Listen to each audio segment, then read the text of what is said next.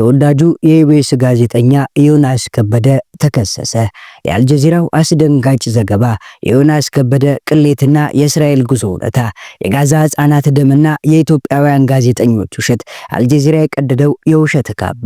ሰሞኑን በመላው ዓለም በሚሊዮን የሚቆጠሩ ሰዎች የታየውና የዓለም አቀፉ የአልጀዚራ ዘገባ የኢትዮጵያውያን ሚዲያ ዓለም እያነጋገረ ብቻ ሳይሆን እያናወጠውም ይገኛል። ተወዳጁ የኢቢኤስ ጋዜጠኛ ዮናስ ከበደና ሌሎች 20 ሚዲያ ባለሙያዎች በእስራኤል ሙሉ ወጪ ያደረጉት ጉዞ ገዳይን የማሳመርና የደም አሻራን የማጥፋት ዘመቻ የሚል በታሪክ ታይቶ የማይታወቅ ከፍተኛ ውዝግብ እየደረሰባቸውም ይገኛል። ከመጋረጃ ጀርባ የተከናወነው ህሊናን ለቪዛና ለቅንጡ ሆቴል የመለወጥ የህሊና ሽያጭ ነው ወይስ ተራ የሙያ ጉዞ? የጉዳይ በማህበራዊ ሚዲያ ላይ አንዱን የሚዲያ ተሟጋች ሌላውን ደግሞ መርጦ አልቃሽ በሚል የመረረ ጎራ ጸብ እያጨቃጨቀም ይገኛል። ከዮናስ ከበደ እስከ ታምራት ኃይሉ ከአልጀዚራው የሲኒንግ ፖስት ዘገባ እስከ ኢትዮጵያውያን የምሬት ቃል ድረስ ያለውን አነጋጋሪ እውነታ ዛሬ በዝርዝር እንመለከታለን። ያለውን እውነት ለመረዳት እስከ መጨረሻው አብራችሁን እንድትቆዩ መጋበዝን። የዮናስ ከበደና የተላላኪ ጋዜጠኞች የውርደት ማህደር ስትል ሪታ ገብረ ወልድ ጽሑፏን ትጀምራለች። በጋዛ ሕፃናት ደም የታጠበው የሆድ አምላኪዎች የሙያ ቅሌት። ጋዜጠኝነት እውነትን የማፈላለግ ድምፅ ለሌላቸው ድምፅ የመሆንና የተገፉትን የመታደግ የተቀደሰ ሙያ ነበር። ዛሬ ግን በኢትዮጵያችን የክብር ሙያ በባዕድ መንግስት ወጪ እየተዝናኑ የጥፋትንና የዘር ማጥፋትን ድርጊት የማስቀደስ የርካሾችን መሸሸጊያ ሆኗል። ይህን አሳፋሪ ድርጊት ዓለም በአልጀዚራ ቴሌቪዥን ዘሊሲኒንግ ፖስት መስኮት በገሃድ አይቶታል። ጋዜጠኛ ዘካሪያስ ዘላለምና በቴክኖሎጂ ዘርፍ በአንድ ወቅት መምህር የነበረችው የቀድሞዋ የጎግል ሪሰርቸር ዶክተር ቲምኒት ገብሩ የምዕራባውያንን አፍራሽ ሴራና የኛዎቹን ጋዜጠኞች የሞራል ኪሳራ እርቃኑን አስቀርተውታል። ከነዚህ የሞራል ዝቅጠት ካሳዩ ጋዜጠኞች ተብዮች ውስጥ ግንባር ቀደሙ የኢቢኤሱ ዮናስ ከበደ ነው። ዮናስ በማያ ገጽ ላይ ራሱን የድሬ ልጅ አዛኝ፣ የፍቅርና የሰላም ሰው አድርጎ ሲስል ይውላል። ካሜራ ጀርባ ያለው እውነታ ግን እጅግ የሚያስጠላ ነው። የሰው ልጅ በገፍ ሲፈጅ፣ ፍልስጤማውያን ህፃናት ያለ ወንጀላቸው በቦምብ ሲቀነጠሱና እናቶች በዓለም አቀፍ ሕግ በተከለከሉ የጦር ኬሚካሎች ሲቃጠሉ ዮናስና መሰሎቹ የእስራኤል መንግስት የደም ገንዘብ ተቀብለው በሆቴል እየተንደላቀቁ የገዳዮችን እውነት ለዓለም ሊያስተጋቡም ተስማሙ። ኢቢኤስና መሰል ሚዲያዎች ያልሞሉትን ሆድ ማንም ሊሞላው አይችልም። የጋዛው ሰቆቃ፣ የህፃናት ጩኸትና የእናቶች እንባ ዮናስን አላሳዘነውም። ምክንያቱም ሰብአዊነት ለጥቅም በተሸጠበት ሰው ነው የሚለው መርህ በወደ አምላኪነት በተተካበት ልብ ውስጥ ርህራሄ ቦታ የለውም። እውነትን እንነጋገር ከተባለ እነዚህ ጋዜጠኞች አጋጣሚውን አጠው እንጂ ከወራሪዎች የከፉ ናቸው። የሚገርመው ደግሞ አይገባቸውም እንጂ እነዚህ ቅጥረኞች ከነጃናዛቸው ራሷ እስራኤል ትጸየፋቸዋለች። ምክንያቱም ለሆዱ ያደረ ዜጋ ለየትኛውም መርህ እንደማይቆም ጠንቅቃ ታውቃለችና። ሲቀጥል አይሁዶች የክርስቲያኖችን ጀናዛ በማቀበራቸው አያስጠጉም። የጉዳይ ይበልጥ የሚያሳፍረው ከሌሎች አፍሪካውያን ጋር ሲነጻጸር ነው። እስራኤል ይህንን የገጽታ ግንባታ ስራ በአፍሪካ ለመስራት ስትሞክር በጠንካራ የፕሬስ ባህል በታነጹት እንደ ኬንያ ባሉ ሀገራት ጋዜጠኞችን ማግኘት አልቻለችም።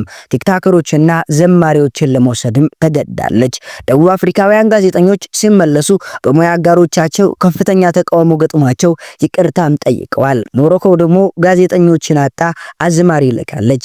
እኛ ሀገርስ የአፍሪካ ህብረት መቀመጫ የነጻነት ተምሳሌት ነን የምንለው ኢትዮጵያውያን አዲስ አድማስ፣ አሃዱ ራዲዮና ቴሌቪዥን፣ ኤንቢሲ፣ ኦቢኤን፣ አሚኮ፣ ኢቢኤስ እና አርቲስት ቲቪ ሪፖርተር ጋዜጣን ሳይቀሩ 20 ተላላኪዎችን ልከዋል። ከነዚህ የባሰው የኢትዮጵያ ሚዲያ ካውንስል ቦርድ አመራር የሆኑት አቶ ታምራት ኃይሉ በዚህ አሳፋሪ ጉዞ መሳተፋቸው ነው። አጣሪው በራሱ ታጠረ ማለት ይህ ነው። ጋዜጠኞችን በስነ ምግባር ሊዳኝ የተቀመጠው ተቋም ራሱን በደም ገንዘብ ሲገዛ የስርዓቱ መበስበስ ምን ያህል ጥልቅ እንደሆነ ያሳያል። ኢትዮጵያ ራሷ የጦርነትና የረሃብ ሰለባ ነች።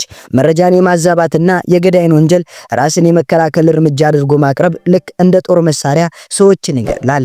እነዚህ ጋዜጠኞች የሰሩት ዘገባ የእስራኤልን የጦር ወንጀል የሚያጸድቅ በመሆኑ እነሱንም የዘር ፍጆታ አጃቢና ተባባሪ ያደርጋቸዋል። ዝምታን መስበር አለበት። በእንደዚህ አይነት ጉዳይ ላይ መተቸት ማቆም የለብንም። ተቃውሟችን ከግብ ሳይደርስ እነዚህ ሰዎች በድርጊታቸው አፍረው ተሸማቀው ይቅርታ ሳይጠይቁ ከሙያው ሳይገለሉ ዝም ካልን ነገ ሌሎች የባሱ ከርሳሞችን እንወልዳለን። ይህንን አሳፋሪ ድርጊት በማጋለጥ ታላቅ ስራ ለሰራው ለጋዜጠኛ ዘካሪያስ ሰላለምና ለስታንፎርዷ ምሁር ዶክተር ትምኒት ገብሩ ትልቅ ክብር ይገባቸዋል። የዓለም ሕዝብ የአልጀዚራን ዘገባ አይቶ ታዝቧቸዋል።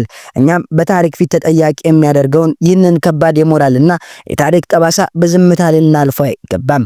ሰብአዊነት ያልፈጠረባቸው በግፍ ለሚጨፈጨፉ ህጻናት ደንታ የሌላቸውና ሆዳቸውን ከሙያቸው ከኪሳቸውን ከሊናቸው ያስበልጡ የኢትዮጵያ ሚዲያ ነቀርሳዎችን እስከ ጥግ ድረስ ልናጋልጣቸውና ልንጸይፋቸው ይገባል ስትል ጽፋለች። ሙራድ ታደሰ ደግሞ ቀበል አድርጎ ከፈገግታ ጀርባ ያለ የደም ጠረን ሲል ጽሑፉን ይቀጥላል። የኢቢኤስ ዮናስ ከበደ የአዛኝነት ጭንብል ሲገፈፍ በቴሌቪዥን መስኮት ስናየው ፊቱ ላይ የማይጠፋ ፈገግታ የድሬ ልጅ ነኝ እያለ የሚሰብከው የፍቅርና የአብሮነት ትርክት እንዲሁም በትዝታ ፕሮግራሙ ሰዎችን ለማዝናናት የሚያደርገው ጥረት የዮናስ ከበደን ውጫዊ ገጽታ አሳዛኝ ሩሩህና የህዝብ ልጅ ስሎት ቆይቷል። ነገር ግን የሰው ልጅ እውነት ማንነት የሚፈተነው በምቾት ጊዜ ሳይሆን እውነትና ፍትህ ዋጋ በሚጠየቁበት የፈተና ሰዓት ላይ ነው። ዮናስ ከበደ ወደ እስራኤል ባደረገው የደም ቱሪዝም ጉዞ ያንን ለዓመታት የገነባውን የአሳዛኝነት ጭንብል በገዛ እጁ ገፎ ጥሎታል። በጋዛ ድንበር ላይ የቆመው ልብ ድንጋይ በቪዲዮ ላይ ዮናስ ቆሞ የምናየው ቴል አቪቭ ጎዳና ላይ ነው። ከዛም አልፎ ወደ ጋዛ ድንበር መሄዱም በኩራት ይነግረናል። የጋዛ ድንበር ማለት ከ70 ሺህ በላይ ንጹሃን ፍልስጤማውያን ህፃናትና እናቶች ቦምብ እየነደዱ ያለበት የምድር ላይ ሲኦል ነው። በዚህች ቅጽበት አንድ እውነተኛ ጋዜጠኛ ይቀርና ሰብአዊነት ያለው ማንኛውም ተራ ሰው ያንን አጥር ሲመለከት የሚታወሰው የህፃናቱ ጩኸትና በረሃብ የሚያልቁ ምስኪኖች ሰቆቃ ነበር። ዮናስ ግን ካሜራውን አፍቶ ምን አለ? እስራኤል የደስታ ብቻ ሳትሆን የሐዘንም ነች። እንደ ሰው ልጅ ልብ የሚነኩ ታሪኮችን የሰማንበት ጊዜም ነበር አለ። ልብ በሉ ዮናስ ልብ የሚነካ ታሪክ የሰማው ከማን ነው? ወጪውን ችላ ሆቴል አከራይታ መኪና መድባ ከጋበዘችው እስራኤል መንግስት ብቻ። በቅርብ ርቀት ላይ ያለችው ጋዛ በደም ጎርፍ ስትታጠብ የዮናስ ልብ ግን ሊነካ አልቻለም።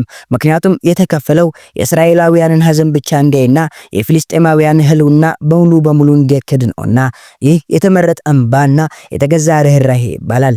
የተሸጠው የድሬ ልጅ ትርክት ድሬዳዋ የፍቅር የመቻቻልና ሰውን በሰውነቱ ብቻ የማክበር ተምሳሌት ነች። ዮናስ ግን ይህንን ስም በከንቱ ይጠቀምበታል። እውነተኛ የድሬ ልጅ በአንዲት ከተማ ውስጥ ሙስሊምና ክርስቲያን ተከባብሮ እንደሚኖር ሁሉ የሰው ልጅ ህመም ከየትም ይምጣ ከየት እኩል ይሰማዋል። ዮናስ ግን በጋዛ የሚፈሰውን የሙስሊምም ሆነ የክርስቲያን ፍልስጤማውያን ደም አላየም። በፈገግታ ታጅቦ የኢየሩሳሌም ጎዳኖች ላይ የተንሸራሸረ የገዳዮቹን ፕሮፓጋንዳ እንደ በቀቀን አስተጋባ።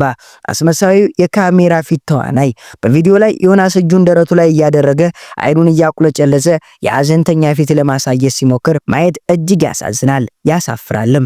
ይህ የካሜራ ፊት ትወና ነው። እውነተኛ ሐዘን ቢኖር ሆኖ ያንን የደም ገንዘብ ተቀብሎ የገዳዮች አምባሳደር ሆኖ አይጓዝም ነበር። ዶክተር ትምኒት ገብሩ በአልጀዚራ ፕሮግራም ላይ እንዳጋለጠችው የድርጊት የዘር ማጥፋት ወንጀል ነጭ ቀለም መቀባት አሳፋሪ ታሪክ ወንጀል ነው። ኢቢኤስ ያልሞላውን የዮናስ ሆድ የእስራኤል የደም ገንዘብ ሞላው። እውነት ሙያዊ ስነ ምግባርና ሰብአዊነት በአየር ትኬትና በነፃ የሆቴል ቆይታ ተለወጠ። ከዚህ በኋላ ዮናስ ከበደ ስክሪን ላይ ወጥቶ ስለ ፍቅር፣ ስለ አዛኝነት ወይም ስለ ሰብአዊነት ሲሰብከን ቃላቶቹ ትርጉም አልባ ናቸው። ምክንያቱም ከዚያ የሚያሳየን አስመሳይ ፈገግታ ጀርባ አይቶ እንዳላይ ያለፋቸው ድምፅ አልባ ያደረጋቸው የጋዛ ህፃናት ደም ጠረን ይሸተናል። ጭምብሉ ተገፏል። እውነተኛ ዮናስ ከበደ ለሆዱ ያደረ የሰው ልጅ እልቂት የማይሰማውና የሙያ ክብርን በጥቅም የለወጠ አድርባይ መሆኑን ዓለም ታዝባለች ሲሉ ጽሑፋቸውን አስቀምጧል። ውድ የቻናላችን ቤተሰቦች እርሶስ በዚህ ሐሳብ ላይ ምን ይላሉ? የዛሬን እዚህ ላይ አበቃን። በሌላ ቪዲዮ እስከምንገናኝ ሰናይ ጊዜን ተመኘን።